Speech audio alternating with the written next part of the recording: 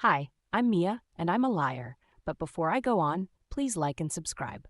When I was little, my mom worked for a wealthy woman who was the fourth cousin of the princess of a country I can't name. I signed an NDA, so I can't say which one.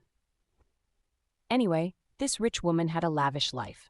She and her daughter, Sophia, who was my age, lived in a huge mansion, went to the spa every week, and vacationed every weekend. But the only problem was that the paparazzi were always around. They camped outside their house and hid in the trees just to catch a glimpse of Sophia and her mom.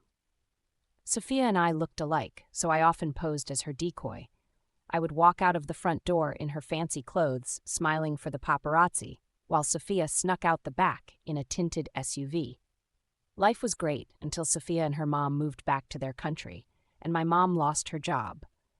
We had to move into a tiny house, and my mom had to work 2 jobs just to pay the rent. I hated being poor. It made me sick to my stomach, so I decided I had to be rich one day.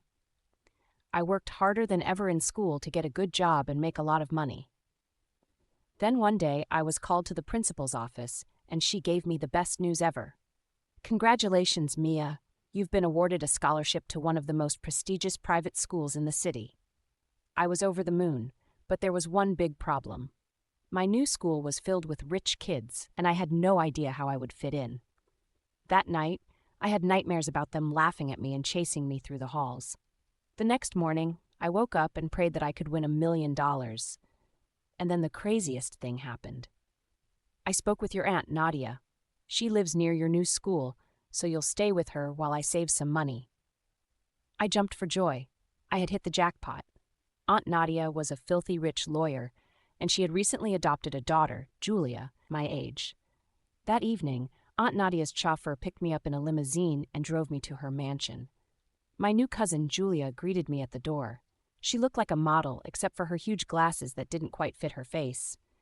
Julia led me to my room, and as I was unpacking, she kept staring at my clothes. "What happened? I've seen better clothes on homeless people," she said.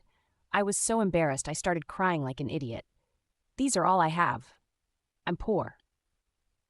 "Don't worry about it, Mia. I've got your back. You can borrow some of my clothes. I have plenty," Julia said. The next day at school, I strutted down the hallway like a superstar, and all the kids couldn't stop staring at me. In class, the teacher asked us to introduce ourselves and share something interesting about our families. All the other kids came from wealthy families that owned huge businesses or had famous parents. When the teacher called my name, I nervously walked to the front of the class. I couldn't tell them about my mom, who worked as a janitor and a waitress at a 2-star restaurant. Then, suddenly something strange happened, and before I knew it, the most unexpected words came out of my mouth. "Hi, everyone. I'm Mia, and I'm in line for the throne of a country I can't name because of the royal family's privacy." Everyone stared at me like I was a unicorn. I pulled out a photo of myself from a magazine and showed it to them. The kids went wild. Julia appeared out of nowhere and pulled me aside. "Have you lost your mind? You just told everyone a huge lie." "No, I haven't. Besides, it's not really a lie. You were a decoy for Sophia. My mom told me all about it," I said. "You're stealing her identity." "I'm just borrowing it. She won't even notice." That afternoon, a bunch of popular kids came up to me. "Are you really in line for the throne?" "Yep, it's a very real possibility. Everyone ahead of me is old and sick." "But didn't you move back to Europe?" "Fake news." I was loving the attention, but then something unexpected happened. Damien, the hottest guy at school, asked me to come to his party. I raided Julia's closet and found the perfect dress. I practiced my smile in front of the mirror and was ready for the night. When I told Julia about Damien's invitation, she looked furious. "Don't go near him. He's trouble." But I didn't care. Damien's party was amazing. We danced for hours, and at the end of the night, he kissed me. "You're amazing, Mia." "I know, people tell me that all the time." We started dating, and I became the most popular girl at school. Even Julia stopped giving me dirty looks. Life was great until things took a horrible turn. One day, I was at a fancy restaurant with some rich kids when I saw Julia and Damien arguing across the street.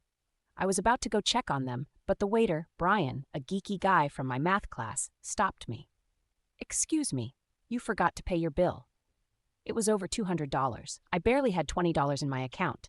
I handed him my card, but it was declined. That's impossible. I'm royalty. Tears streamed down my face as I admitted the truth. I'm not rich. It's all a lie. To my surprise, Brian didn't call the cops. Instead, he said, I understand. Let me put it on my tab, but you have to pay me back this month. I agreed. The next day, things got worse. Julia and Damien were gone, and neither of them answered their phones. I was left wondering what was going on between them. Later that night, I found out the truth. Julia and Damien had known each other from foster care, and Damien was ashamed of his past. He had been trying so hard to impress his rich parents. I realized we were not so different after all. I apologized to Julia and Brian, came clean to everyone at school, and eventually started rebuilding my life. I learned that being surrounded by real friends was far better than living a fake royal life.